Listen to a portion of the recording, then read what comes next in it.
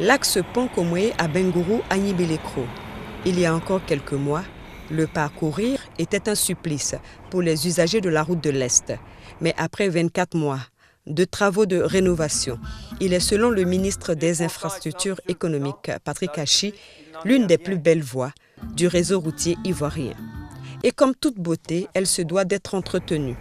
Comment y parvenir quand on sait que ce tronçon est fréquemment parcouru par les gros camions? Pour maintenir cette voie, nous nous attellerons à faire en sorte que la mise en œuvre du règlement 14 relatif au contrôle des charges alucieuses s'applique intégralement dès la semaine prochaine. En attendant la construction des postes, on aura des postes mobiles et au demeurant, nous ferons en sorte qu'il y ait un entretien courant et périodique qui soit appliqué à cette route par un contrat pluriannuel à niveau des services. Éviter la surcharge des poids lourds afin d'allonger le pronostic vital de l'axe Pont-Komoé à Nibelekro, estimé à 15 ans. Cette route est prévue pour durer 15 ans, grâce à des efforts techniques tout à fait nouveaux, impressionnants, qui ont été mobilisés pour en quelque sorte renforcer la structure qui existait auparavant. Tout simplement une route qui coûte cher puisqu'elle coûte 65 millions d'euros en tout, qui dure 15 ans est quand même beaucoup moins cher qu'une route qui coûte en apparence 45 millions d'euros et qui ne dure que 5 ans. Une démarche à laquelle adhèrent pleinement les transporteurs.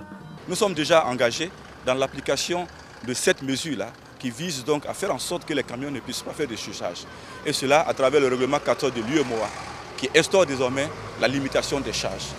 Les transporteurs dans leur ensemble sont de ceux qui veulent que les camions chargent moins.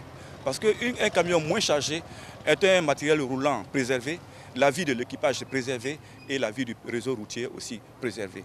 Pour une meilleure application du règlement 14 de l'UEMOA, l'Union européenne s'engage à financer la construction d'une station de pesage à Bengourou, un soutien de plus que n'a pas manqué de saluer le président Alassane Ouattara.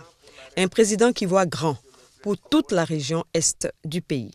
Nous avons donc lancé les travaux de renforcement de la route Bouna-Doropo, frontière du Burkina, qui devrait s'achever l'année prochaine. Alors, grâce à ces travaux, nous allons faire gagner plus de 100 km sur le trajet, partant donc de Ouagadougou vers l'est pour descendre jusqu'au port d'Abidjan.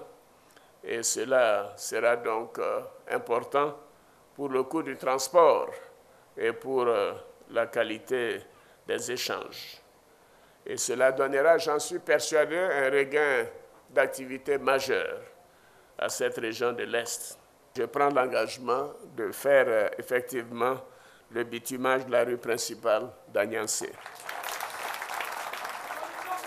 Je réitère mon engagement pour la réhabilitation du pont sur le fleuve Komoé. Et d'ailleurs, les travaux commencent bientôt. Et les questions de l'accélération des travaux d'électrification, cela ira très vite.